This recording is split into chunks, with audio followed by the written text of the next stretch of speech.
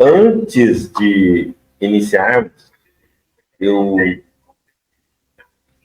peço àqueles que nos assistem que não esqueçam de deixar o like e de convidar outros para que assistam, né? O YouTube utiliza da forma estatística, os likes, para indicar esse conteúdo. Para nós é muito importante. Vamos lembrar de alguma atividade da casa. O primeiro deles, na segunda-feira, às 20 horas, é o Evangelho no Lar. O Evangelho no Lar foi iniciado por Jesus, quando esteve conosco. O Evangelho no Lar faz com que a gente relembre os ensinamentos do Cristo dentro da estrutura de nossa casa. Lar, porque são pessoas que reúnem em torno de um sentimento, de um propósito de sentimento familiar. Por isso chamamos de lar. A casa é uma estrutura física. Então, normalmente, trazemos, cada um de nós, cada um encarnado, traz consigo espíritos, irmãozinhos desencarnados, gravitando em nossa psicosfera, atraído pelas nossas maneiras de pensar, nossos pontos de vista e nossos sentimentos. Quando nos casamos, nos unimos, os dois, o casal, cada um leva aqueles espíritos também a conviverem no mesmo ambiente, aí vem filhos e assim sucessivamente. O nosso lar, a nossa casa, né, onde está os que vivem ali formando um lar, então trazem nesse lar uma convivência espiritual, natural.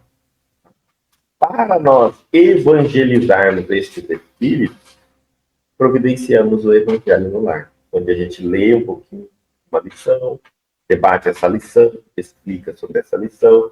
Não só os que estão ali vivendo, encarnados, formando aquela família, vão refletindo sobre as palavras do Cristo, que é muito importante. E em segundo lugar, porque em primeiro é para os encarnados da casa. Em segundo lugar, então fica para os desencarnados que são atraídos por algum sentimento de amor ou de ódio. E aí também acaba se orientando ali com as palavras do Cristo, refletindo e seguindo adiante. Então, nossa casa fica também uma fonte de luz. Este evangelho, que realiza todas as segundas-feiras, às 20 horas, ele é à distância. Então, é para aqueles que moram longe, moram em outros estados, em outras cidades, e querem também fazer o evangelho em sua casa. Não querem deixar seu lar para fazer o evangelho no centro espírita.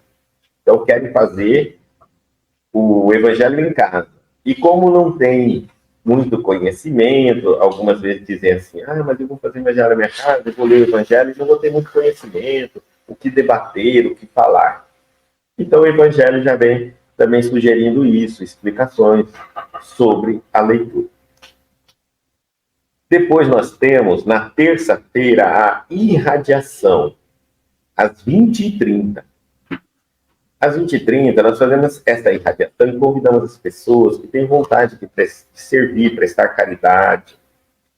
Muitas vezes a gente fica pensando, como que eu posso auxiliar, como eu posso ajudar? De alguma maneira, às vezes eu não tenho tempo para me deslocar, às vezes eu ainda não tenho muita certeza naquilo que eu posso fazer. Então a gente convida essas pessoas para unirem-se em torno de uma intenção de transmitir bons pensamentos, bons sentimentos para a espiritualidade, e ela fará o uso dessa energia para onde for necessário. Muitas vezes nem utilizada aqui no Brasil hoje mais utilizados nos países que estão em atividades de guerra, de muito transtorno, nós nem imaginamos. Nós somos felizes e nem imaginamos. Tá? Nós ainda temos o nosso lar, temos aonde deitar numa cama, temos a nossa água potável, temos alguma coisa para dizer que é nosso ainda. Em alguns locais aí, nada mais está de pé. E estão precisando muito desse amor. Como nós não conhecemos muitas vezes alguém de lá, desse local, desses locais, então nós mandamos para a espiritualidade e eles utilizam essas energias. Para aqueles que querem fazer o evangelho presencial, querem sair de casa e ir até o centro espírita fazer o evangelho. Já acostumaram, acham que é bom, acham que é melhor, se sente bem.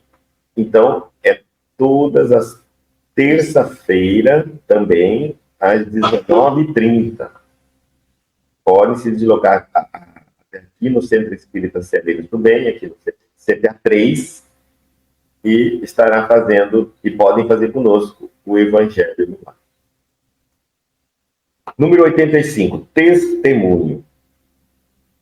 Jesus disse, está no Evangelho de João, capítulo 18, versículo 34.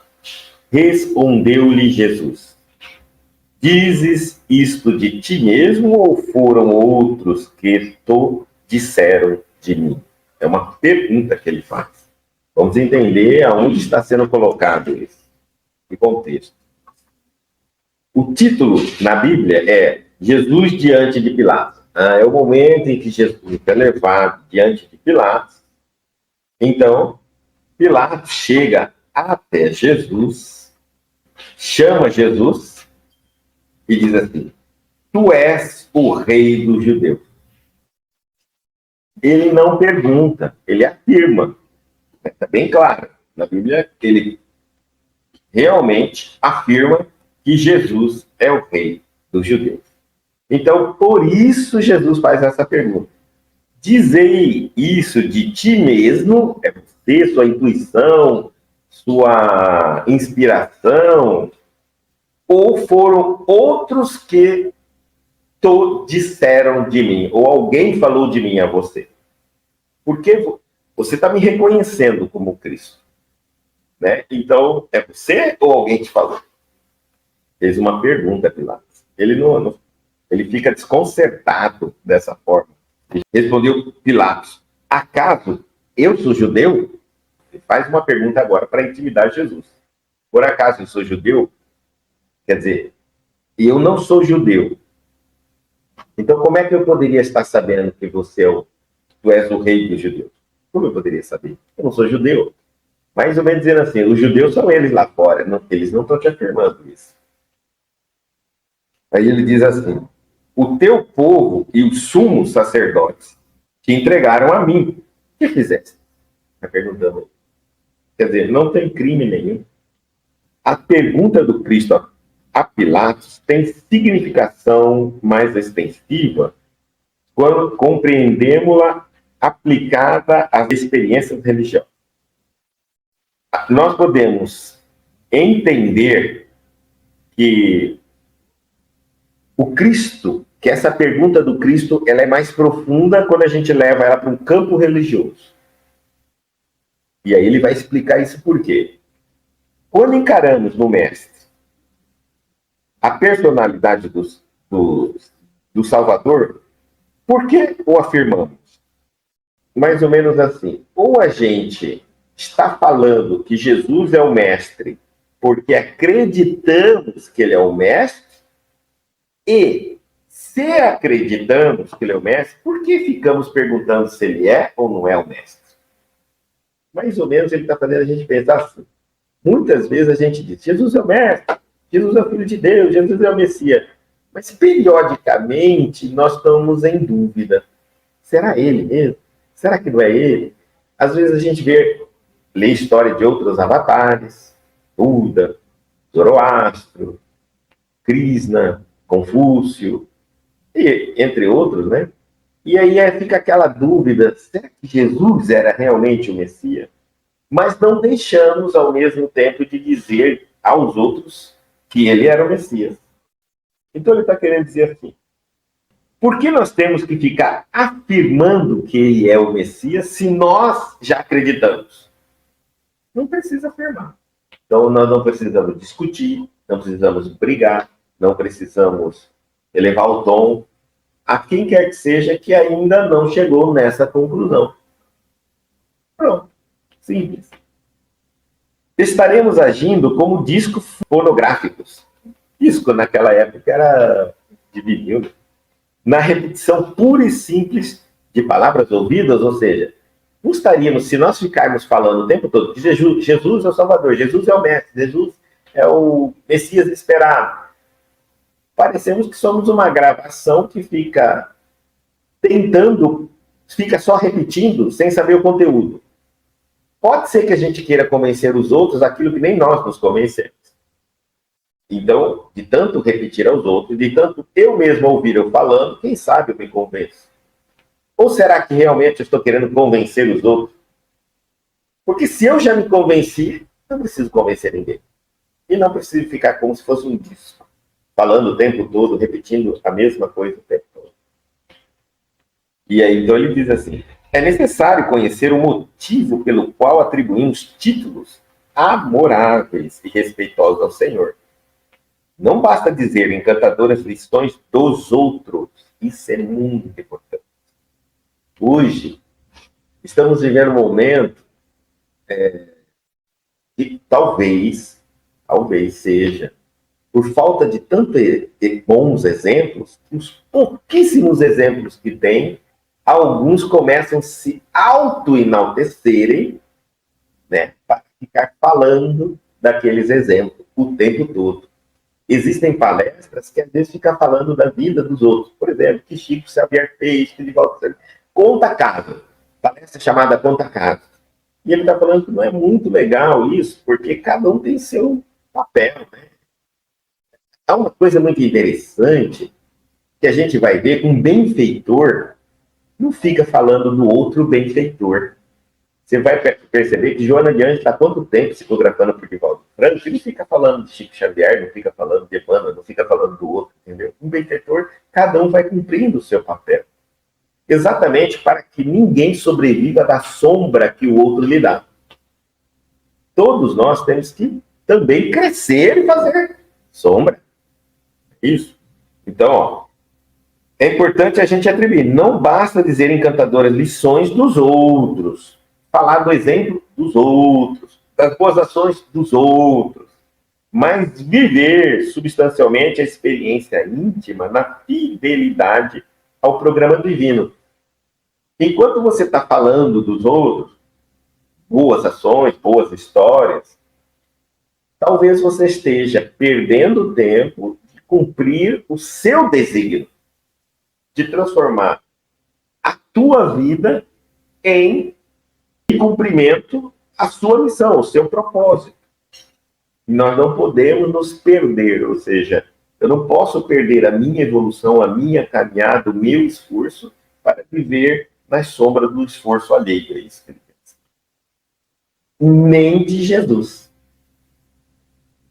E aqui é bem claro, né? Nem do Cristo. Jesus fez o trabalho dele, foi muito bonito, foi incrível, mas cada um de nós vai ter que se tornar um Cristo. Não é para ficarmos o tempo todo só enaltecendo o que ele fez e deixar de cumprir o nosso papel. E quando chega a nossa vez, ainda a gente diz assim, mas Jesus era Jesus, mas Jesus era Jesus. Ah, então não adianta seguir Jesus. Porque se Jesus era Jesus e não é igual a você, ou você não pode ser igual a ele nunca, para que seguir algo que não tem relação alguma com você? Se o título que ele tem veio daquilo que ele fez e sabia e nos ensinou, por que nós não nos tornamos um Cristo no futuro? E essa é a pergunta. E essa é a finalidade para a qual Jesus veio ao mundo. Certo? Ele não veio para ser conhecido e passar a ser, a partir dali, reverenciado. Não, ele veio ali para nos ensinar e tchau, deixou-nos nesse campo aqui para que cada um se tornasse um Cristo em evolução. Quando alguém se refere nominalmente a um homem, esse homem pode indagar quanto às origens da referência. Tá? O dono da imagem que você está usando pode perguntar qual é a origem dessa referência. Jesus não é um símbolo legendário, está falando, é um mestre vivo, porque nós temos a ideia ainda errônea de que Jesus é Deus.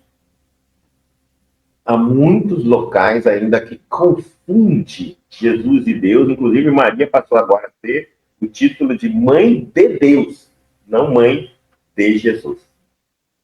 Certo? Por essa confusão, a chamada trindade mais confunde do que esclarece e cria mais dúvida e enfraquece mais ainda a nossa fé. Porque aonde quer que, em qual ponto uma teoria cria dúvida, ela está indo contra a fé.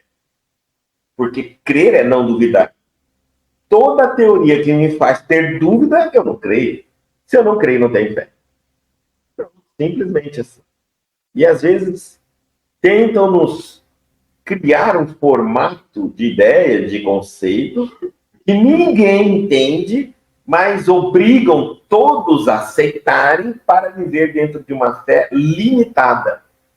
Eu chego até aqui, daqui eu não passo, porque eu não consigo entender isso, e todo mundo diz que eu tenho que aceitar, então eu aceito, mas não entendo. Como não entendo, não creio, como não creio, não tenho fé. E passamos a ser cristãos de plástico, fantasiosos. Batemos bastante foto naquela... Quando tira uma foto da quantidade de cristãos, milhares de cristãos, mas não consegue explicar absolutamente nada. Da própria fé que segue. Então, isso é complicado. Bastante complicado para ele. Então, ele está dizendo assim, ó, Jesus não é esse mestre legendário e é um mestre vivo. Ele não morreu, ele desencarnou, mas não morreu. Ele continuou perfeitamente vivo. É uma individualidade. Ele não é Deus. Ele é Jesus Cristo, que esteve na forma física de Jesus. Mas ele é o Cristo. Há milhares de Cristo no mundo, no universo. Normalmente, essas entidades da evolução do Cristo, geralmente, eles se tornam governantes dos planetas que eles ajudam a construir. Não é só ele que constrói um planeta. Ele tem todos os engenheiros federais, todos os benfeitores que vão construir um planeta, usando toda a mente e o amor divino para construir. Isso nós sabemos. Então, o Cristo é o nosso governador do planeta Terra. Marte, Júpiter, Saturno, cada um tem o seu governador, o seu Cristo. Tá certo? E nós também temos os construtores de galáxias. Nós temos, porque acima de Jesus há espíritos mais evoluídos que Jesus. Acima desses que são acima de Jesus, mais evoluídos. A evolução é difícil a gente imaginar, mas ela é infinita. Entendeu? Infinita. Existem representantes de galáxias. E imagina esse universo aí, a quantidade de galáxias que tem. Inclusive, esse espírito acima de Jesus é o que diz é o que aparece na Bíblia por 2 vezes. Quando Jesus é batizado por João Batista, ele diz: "Este é meu filho predileto." Nós entendemos que é Deus. Filhos de Deus, todos nós somos, inclusive Jesus. Mas nenhuma voz dessa fala conosco. Esse espírito é o benfeitor do Cristo. Um espírito mais evoluído que o Cristo, encarnado em Jesus, afirmando para nós que existia uma entidade ainda acima dele, do Cristo, tão evoluída que chamava o Cristo de meu filho. É normal. Quando um benfeitor, quando ele é muito evoluído, ele tende a nos chamar de meu filho. Até guia de umbanda espiritual vai conversar com ele, meu filho, minha filha, né? Para eles, quando eles são muito evoluídos, nós somos como se fôssemos criança. Então é natural essa maneira de chamar espíritos que estão um pouco mais abaixo, chamam ele de filho. Então Jesus era o filho amado dessa entidade, que nós demos o nome de Deus. Ainda não é Deus. Deus não fala. Se falasse, nós ouvíamos. Deus não tem forma, né? Então, antes da gente dizer o que é Deus, que é quase impossível para nós compreendermos, né? Nem eu seria louco aqui tentar conceituar Deus, não seria capaz. Os Espíritos deixaram para nós os atributos da divindade, que é o que não é Deus. Então eles falaram assim, já que é impossível vocês entenderem o que é, eu vou dizer a vocês o que não é. Porque aí vocês desligam o pensamento de ficar pensando coisas que não tem pé nem cabeça e tentam pelo menos focar em algo bem acima disso que eu já estou dizendo que não é. Então eles deixaram um bom caminho para nós. Bom, cortaram pela metade aquela caminhada que a gente tem que fazer. Imagina você passar 10 anos meditando sobre uma circunstância e depois se encontra lá. Não, mas Deus não é isso. Vamos pegar outros livros, vamos começar tudo zero novamente. Ele já cortou metade do nosso caminho, dizendo, Deus não é isso, não pode ser isso, não pode ser aquilo, não pode ser aquilo, e vai explicando por que ele não pode ser. Nos atributos da divindade está isso, escrito isso no livro dos Espíritos. É bom lermos, porque aí nós já começamos a jogar um monte de coisa que colocaram na nossa cabeça, que era Deus, e a gente vai falando, isso aqui não é, isso aqui não pode ser, isso aqui não... Aí vai acontecer uma coisa muito interessante, quando a gente faz esse exercício mental de conhecimento. Quando a gente se liberta do que não pode ser Deus, dá um branco. Dá a impressão que a gente não sabe nada. Porque tudo que nós afirmamos que podia ser, está escrito ali que não é. Aí a gente fica pensando logo no começo, meu Deus, eu sou pior que uma criança, não sei nada. E tudo que eu imaginei que fosse Deus, até o que eu já tinha imaginado, depois cheguei à conclusão que não era Deus, também está escrito ali que também não era. Graças a Deus eu larguei sozinho dessa teoria. Mas agora o que vai ser Deus, então, para mim?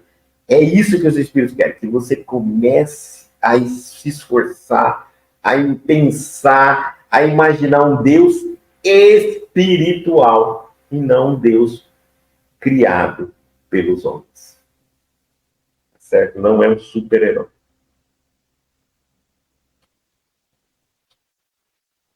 Então, as preocupações superficiais do mundo chegam. Todos nós temos preocupações em diversas áreas da nossa vida.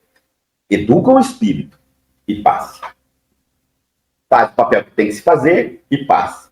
Mas a experiência religiosa, vamos entender. Como nós temos diversas áreas na vida, área de relacionamento, área espiritual, área saúde física, área financeira, área profissional, tem outras. Mas essas 5 são muito importantes. Então, essas experiências, todas elas, passam por nós, chegam no momento que nós estamos atuando, ocupam nossa vida. Nós somos assaltados com ela. Não tem como ficar sem. Alguns dizem, inclusive, que esse é o aluguel que a gente paga de viver no mundo material.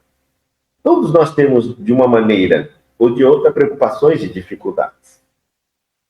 Mas elas ensinam naquele momento, nós interagimos com ela, aprendemos algo e passam. Sejam situações doídas, sejam situações que a gente aceita ou não, concorda ou não, não importa, nós passamos por isso. O grande, eu diria assim, a grande notícia para todos nós que estamos passando por dificuldades, seja qual for das áreas, em quais áreas forem, eu diria assim, passam. E aí eu lembro de um pensamento de Emmanuel. Isto também passa. Tudo passa. O pensamento completo é, tudo passa. Isto também passa. Então, quando a gente estiver passando por uma situação muito difícil, prende um cartazinho assim no nosso quarto. Né? Quando você acorda, já lê assim, isto, tudo passa. Isto também passa. Quantas vezes passamos por dores, por situações que a gente parecia que não íamos aguentar. Agora a gente dá até risada. Nossa, quando aconteceu tal coisa comigo, nessa porra, agora eu não aguento, eu não consigo viver sem isso, sem aquilo. E agora, quando eu lembro, eu dou risada. Tudo passa. É para isso que existe a vida. E aí ele está dizendo aqui, mas as experiências religiosas permanecem. Eu diria espirituais. Elas permanecem.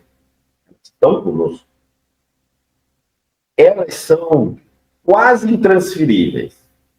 Muitas vezes, ao falarmos de uma experiência religiosa ou espiritual, eu não consigo ensinar ninguém.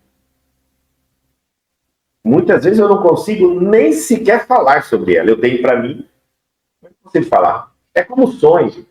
Eu sei o que eu sonhei, mas quando eu vou contar o sonho, quem está me ouvindo fala, não tem pé em cabeça que você está me contando. Peraí, deixa eu tentar organizar. Se você não consegue colocar as imagens memorizadas de forma clara para a pessoa, porque são imagem e junto com aquela imagem vem uma série de informações que aguçam o nosso sentido, emoção, percepções. Então, isso eu não consigo transmitir. Aí eu falo assim, não, eu tive um sonho, ele é bem estranho. E quando você conta para alguém fala, não tem nem pé nem cabeça, não tem nem sentido. Eu me importaria com um sonho deste. Nesse capítulo, portanto, é ilógico recorrermos sistematicamente aos patrimônios alheios. Patrimônios alheios, já que as experiências religiosas não passam. Quase muito delas não são transferíveis. O aprendizado geralmente é individual, só aquele que passa sabe. Então, dentro desses parâmetros, é ilógico, não é racional a gente ficar recorrendo sistematicamente a patrimônios alheios. É isso que ele está dizendo. Entender os ensinamentos do Cristo,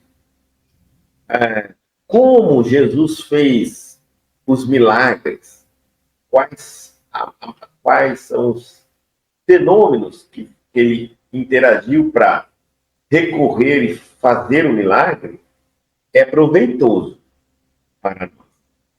Mas nos contentarmos, né, ficarmos recorrendo sistematicamente ao que Jesus podia fazer, deixando o que ele fez como uma história e nunca nos incentivando com essa história a também começarmos a fazer, é o grande problema.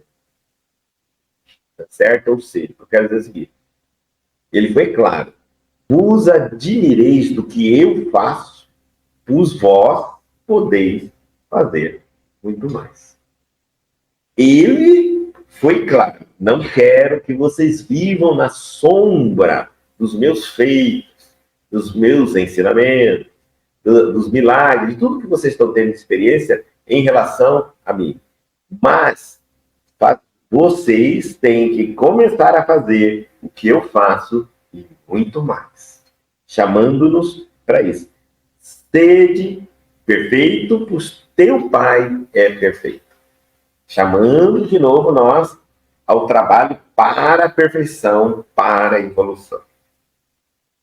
Então, é útil a todo aprendiz testificar de si mesmo, iluminar o coração com os ensinos do Cristo, observar a influência excelsa nos dias tranquilos e nos tormentos.